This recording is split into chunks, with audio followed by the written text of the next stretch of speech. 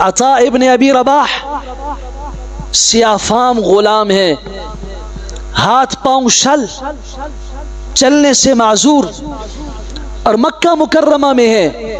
اور ایک عورت کے غلام ہے۔ زندگی کو 3 حصوں میں تقسیم کیا، ایک حصہ اپنی مالک عورت کی خدمت کے لیے، ایک حصہ عبادت کے لیے، اور ایک حصہ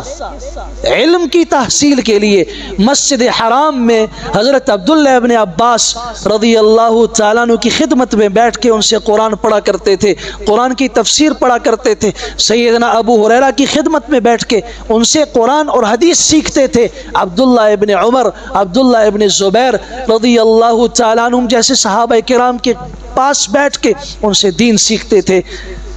ان کی مالکہ کو ایک دن خدمت پہ کرتے ہوئے ان کو دیکھ کے ان کی حالت پہ ترس آیا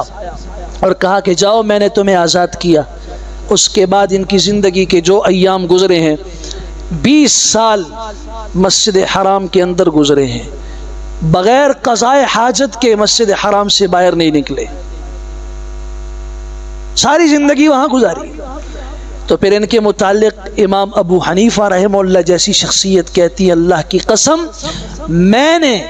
دھرتی پر عطا ابن ابی رباح سے بڑھ کر کسی کو فقیہ نہیں دیکھا۔ پھر صحابہ کرام جیسی شخصیات اس سے افام غلام کے اور جو معذور ہے اس کے متعلق کہتے ہوئے سنائی دے رہے ہیں کہ زمین پر اگر کسی نے اللہ کی نشانی کو دیکھنا ہو، کوئی کہتا ہے تقوی کے پہاڑ کو دیکھنا ہو، کوئی کہتا ہے علم کے سمندر کو دیکھنا ہو، تو وہ جائے عبداللہ عطا ابن ابی رباح کی خدمت میں بیٹھ جائے۔ پھر بیت اللہ کا طواف ہو رہا ہے اور اس طواف کے دوران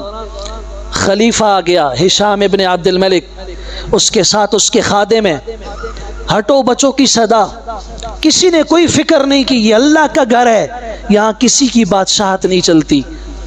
یہاں سارے بندے بن کر، غلام بن کر، عاجز بن کر اللہ کے دربار میں پیش ہوتے ہیں۔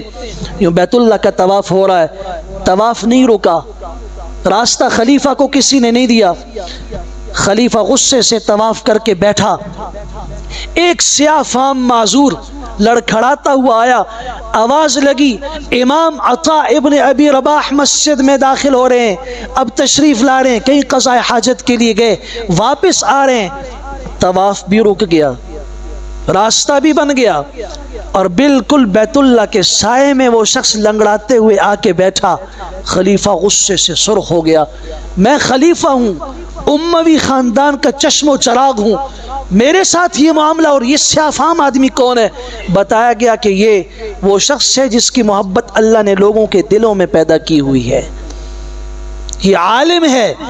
فقیہ ہے اس امت کا، عطا ابن ابی رباح ہے۔ اگر اس کی حکومت بدن پر نہیں ہے، لوگوں کے دلوں پر ہے، تب اس نے اپنے بیٹوں کو بھی خدمت میں پیش کیا اور کہا ہم تو شرق و غرب میں حکومت کر سکتے ہیں، عراق و شام ان علاقوں میں ہماری حکومت ہے اور چین تک ہماری حکومت ہے، لیکن اللہ کی قسم جو حکومت اللہ نے اس لنگڑے سے افام غلام کو دی ہے وہ ہمارے تصور سے بڑھ کر ہے۔ اس کے قدموں میں بیٹھو، جو اس کے پاس ہے وہ سیکھو، اللہ تمہیں بھی معزز کر کے چمکا دے گا۔